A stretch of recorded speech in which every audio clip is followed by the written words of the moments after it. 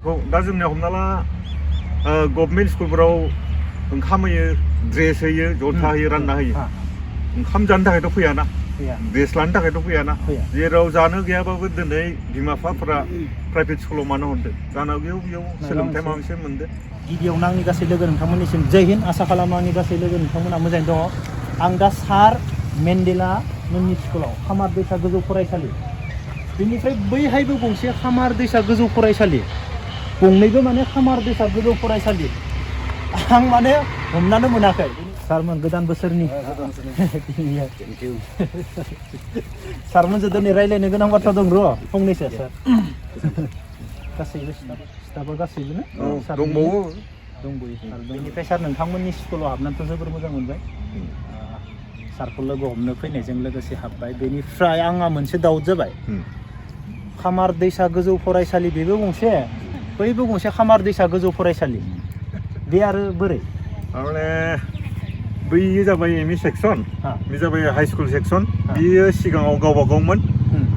2080आव एमेलगेमेसन जादों। 2008 दा बेखायनो साननो हागौ मानसिफोरा बेबो हाइ स्कुल मा गंनै हाइ स्कुल जायगा दाबसेयाव बोरै साननो हागौ। आरो बे एमेलगेमेसन जानायनि थाखाय जोंहा जोबोद प्रब्लेम जाना दङ। जोंहा जायगाया गोजान, बाउन्डारि दङ, लामाथिंबो गारिया गोबां थाङो। दा एमेलगेमेसन जाबाय, खिन्थु जोंहा दाबसे कम्पाउन्डआव जोंहा बिल्डिं गैया। दा बिल्डिं गैयिनि थाखाय मास्टारा बेयावबो थांनांगौ, बिनिफ्रायबो फैयो। गारियाबो एकदम थांलाय फैलाया बिजि। जोंहा इन्टारनेसनेल हाइवे जाहैबाय बियो, नांलामनि गारिया जोबोद खारो। बेखायनो जों जोबोद खस्थ'यै सोलिना दं आरो। माने टिचारफोरा माने मोननैखौबो कभार खालामो। ओमफ्राय दिनैनि दिनाव एम इ स्कुलफोरावबो जानाय लोंनायबो बानायो खोमा ना? बानायो। ओमफ्राय बोरै जानाय लोंनायाथ' ओरैनो जोंहा एम इ स्कुल सेक्सननिल'खा, ओरैनो जानाय आदारा 6निफ्राय 8सिमल'खा आरो। जोंनिया बेहाय 9 आरो 10 थायो। बेनिया जानाय लोंनाय गैया। बिदि जानाय लोंनाय टिचारफोराथ' एखेयानो जाहैबाय। हेडमास्टारा सासेयानो। सासेयानिफ्राय स्कुला मोननै जायगायाव। जोबोद प्रब्लेम जादों आरो बियो। माने मोनसे जायगायावनो बिल्डिं जानानै मोनसे जायगायावनो थायोब्ला बे बांसिन मोजां जागौमोन, सेफ जागौमोन आरोना। जेब्ला बे इन्टारनेसनेल रड। ओमफ्राय आं सारनियावबो सोंनोसै, साराबो बेनि थाखाय मा खावलायनो सानो, माबायदि प्रब्लेमाव दङ बेफोरबायदि माने स्कुला मोननै नंगौ। थारमाने जोङो गोबां जेंना मोनदों आरो। थारमाने सासे गाहाय फोरोंगिरियानो मोननै जुदि कम्पाउन्डनि बा मोननै जायगानि फरायसालि सामलायनो गोनां जायोब्ला गोबां प्रब्लेम गोग्लैयो। आरो फरायसाफोरखौबो जोङो मोनसे जायगायावनो बे मर्निं एसेमब्लि जि खालामनांगौ, बा मर्निं एसेमब्लिल' नंला, गुबुन माने प्रग्राम खालामबाय थानो गोनां जायो। दा बेफोराव खालामनो गोनां जायोबाथाय जोंहा माने बे गंसेनिफ्राय बे गंसेयाव, बे गंसेनिफ्राय बे गंसेयाव बेबादि थांलाय फैलाय खालामनो गोनां जायो। दा बेबो जेबो जेंना गैलामोन जोंहा जुदि माने सिंजोंनो जोङो थांलाय फैलाय खालामनो हानायमोनब्ला। नाथाय नोंथांमोनाथ' मिथिखाबाय, रायजोफोराबो मिथिखाबाय, दा आरो मिथिखागौ जे माने बे इन्टारनेसनेल मोनसे हाइवेथ', बेजोंनो जोङो थांलाय फैलाय खालामनो गोनां जायो। गोबां माने रिस्क गोनां आरोखि। दा बे बेलायाव जों लुगैदों जे माने दाबसे जायगायावनो जोङो स्कुल बिल्डिंफोरखौ जुदि मोननो हायोब्ला, सरकारा माने अननानै जुदि माने जोंनो खामार दैसा हाइ स्कुलनि बेलायाव आरोखि दाबसे जायगायावनो जोङो गासैबो फरायसुलिफोरखौ फोरोंनो थाखो खथा जुदि बानायनो हायोब्ला जोबोद मोजां जागोन होननानै आं सानदों। ओरैनोथ' गेजेर जोङो रायलायनाया, बेनिफ्राय आरो आजिखालि सरकारनि बेलायाव माने बे माबाखौ लादोंबो खायसे जायगायाव माने बेसेबां माबायदि नांगौ, क्लासरुम बेसेबां नांगौ, बेखौ इउडाइसनि गेजेरजोंबो हरनाय जायो। बेबायदि खालामदों आरोखि। दा बिथांमोना अलरेडि माने माबाखौ मेसेजखौ मोनखाबायानो, बबे फरायसालियाव मा जाना दङ। अब्लाबो बिथांमोना बे खामानिखौ थाबैनो मावोब्ला मोजां जायोमोन आरोखि। दिनैनि दिनाव सार बे हाइ स्कुलाव बेसेबांसो स्टुडेन्ट दं? बेसेबांसो टटेलाव? दासिम टटेलाव ओरैनो 6निफ्राय 10सिम जोंनियाव 250नि सानै खम आरो 248 दं आरो जोंनियाव। 250 जन। गोदो बेनि 10 बोसोरसो सिगाङाव खमसे खम बेसेबांसो जायो? आरो बहुत बारामोन बेनि सिगांमोन।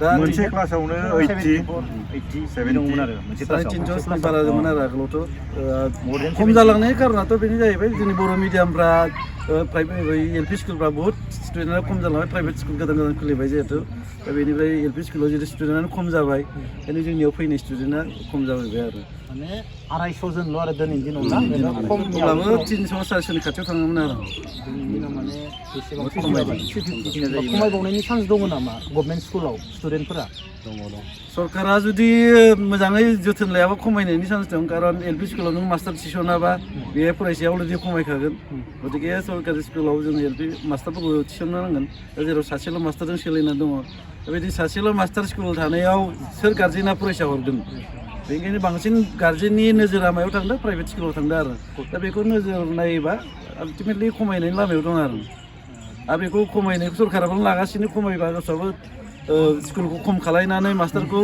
खम दरमाहा होनानै जामाने सालायनो हायो बेखौ नोजोर बोगासिनो बिथांमोना बेनिफ्राय दिनैनि दिनाव बे प्राइभेटनिफ्राय बेनिफ्राय जोंनि बे सरकारि स्कुलनि जाय मेट्रिक आनजाद उथ्रिनो हादों पार्सेन्टेजआ बेसेबां मोजां जोंनि माबानिया ओरैनो सिगां गेजेर समाव गभर्नमेन्ट स्कुलनि जि रिजाल्ट बे गेजेर समाव गाज्रि जादोंमोन खिन्थु नै दिनैनि दिनाव गभर्नमेन्ट स्कुलाबो प्राइभेट स्कुलजों फेर नांनो हानाय जाहैबाय क्वालिटियाव गैयाबाबो क्वान्टिटियाव बांसिनानो जायो होननानै बुंनो हासै आरो क्वालिटिखौ जोङो बारा दाखिनानै बुंनो हाला खिन्थु क्वान्टिटियाव जायो दा सारमोना गभर्नमेन्ट स्कुलाव फैजानो लुबैगोन ना लुबैया गथ'फोरखौ बेखौथ' जोङो लुबैयो मानो लुबैया जानो आरो जाय बिथांमोना जायफोरा साख्रि मावो जायफोर लिडारफोर बिथांमोना खावलायगोन गभर्नमेन्टआवनो होयोबा मोजां मानो होननानै बुङोब्ला जों दिनै नुबाय सासे मानसिया मोजाङानो जाबाय जेनेबा खुदियाया जोंनियाथ' इन्डास्ट्रियाथ' जायगा गामि ओनसोलाव फरायसालियानो दा जुदि इन्डास्ट्रिया फरायसालियानोबा साबैसेया मोजां साख्रि मोनगोन दा फैनानै बिए पास खालामनानै बा माबा एम ए पास खालामनानै मा मावहैगोन गतिके स्कुलावनो हाबनांगौमोन दा गामि गामि स्कुल बायबाय दं बबेयाव हाबना थागोन थाङै थुङै प्राइभेट स्कुलावनो आंखोसो होननानै गाबखावहैबाय थानांगोन 2000 3000 मावनानै थाहैनांगोन दा बिदि जुदि जाबाय थायोब्ला जोंनि जि समाजनि थासारि बे लासैनो गाज्रि जालाङो जेरावहाय लाइमोनफोरा बेखार जानानै थायोब्ला बेखायनो जोङो साफ्रोमबो लिडारानो जा दैदेनगिरियानो जा फोरोंगिरियानो जा जाय साख्रि आवलाफोर दङ बिथांमोना गभर्नमेन्ट स्कुलावखौ नोजोर होयोब्ला मोजां जायो गभर्नमेन्ट स्कुलाव दिनैनि दिनावथ' टिचारफोराबोथ' गासैबो क्वालिफाइ गोजा क्वालिफाइ प्राइभेटनि रुजुनायावथ' सरकारि स्कुलनि क्वालिटिया बहुत बारा सिगांनि गभर्नमेन्ट स्कुलनि टिचार आरो दानि गभर्नमेन्ट स्कुल टिचार गोबां सोलायबाय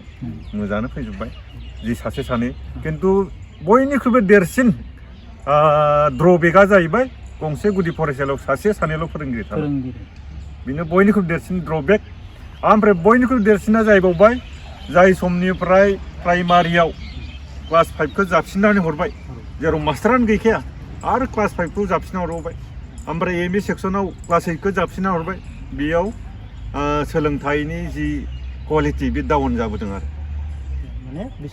थोजासे मास्टार गैला जाहैबाय जेराव सासे क्लास 5आव फोरोंनो थानाय स्टुडेन्टखौ बे थाखानाय सासे सानै फोरोंगिरिया माबोरै फोरोंनो माबोरै मेनटेन खालामनो मोनबा क्लास जायो सासे मानसि बा सानै टिचारा मोनबा क्लासखौ सामलायनाया इमान गोरलै नङा बेनिखायनो बेफोरखौ नोजोर होनानै गोनांथि दं आरो गोबां बर' टिचारनि गोनांथि जाना दं आरो ना बेफोर थिसनजाजोबाखै नामा दासिमबो M E section high school सेक्सनावथ' टिचारफोरा दं जि थोजासे दं खिन्थु प्राइमारि एल पि सेक्सनाव गैया आरो एल पि सेक्सनाव जुदि थोजासे मास्टार थानायबा मोजाङै रोंना फैगोन गथ'फोरा प्राइभेटआव हरालासिनो गभर्नमेन्ट स्कुलावनो हरगौमोन बिगोमाफोरा दा गावनि खुदियाखौ दा जोंनिया हमना ला गभर्नमेन्ट स्कुलफोराव ओंखाम होयो ड्रेस होयो जथा होयो रानना होयो ओंखाम जानो थाखायथ' फैयाना ड्रेस लानो थाखायथ' फैयाना जेराव जानो गैयाबाबो दिनै बिमा बिफाफोरा प्राइभेट स्कुलाव मानो हरदों जानांगौ बेयाव सोलोंथाइ माबा मोनसे मोनदों दा बेखौ खालामनो थाखाय जोङो